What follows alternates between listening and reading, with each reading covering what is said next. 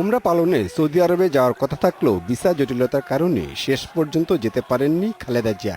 এবার চোখের চিকিৎসার জন্য লন্ডন যাচ্ছেন। অন্তত 10 দিন সেখানে থাকবেন। বড় ছেলে ও দলের সিনিয়র ভাইস চেয়ারম্যান তারেক রহমানের সঙ্গে সাংগঠনিক বিষয়ে তার আলোচনা হতে পারে বলে দলীয় সূত্রে জানা গেছে। প্রবাসী বাংলাদেশিদের সঙ্গেও তার মত বিনিময়ের কথা রয়েছে। বেশ কিছুদিন ধরে চোখের সমস্যা হচ্ছিল এবং এটার ট্রিটমেন্টের জন্য যে ওনার লন্ডনে যাওয়া হচ্ছে মূলত, এবং বিশেষ করে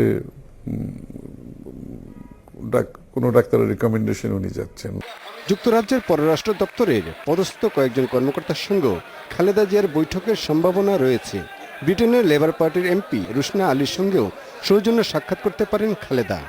দেশনেত্রী বেগম খালেদা জিয়া এই মাসেই লন্ডনে যাচ্ছেন, প্রধানত তার চোখের চিকিৎসার জন্যে। তাছাড়া তারেক রহমান রাজনৈতিক ব্যক্তিত্ব, দলের দ্বিতীয় শীর্ষ ব্যক্তি, সেই হিসাবে রাজনৈতিক ব্যাপারেও নিশ্চয়ই তার সাথে আলাপ আলোচনা করবেন।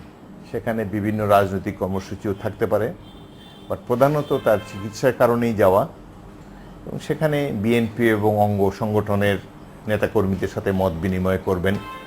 22 আগস্ট বিএনপি চেয়ারপারসনের দেশে ফেরার কথা রয়েছে।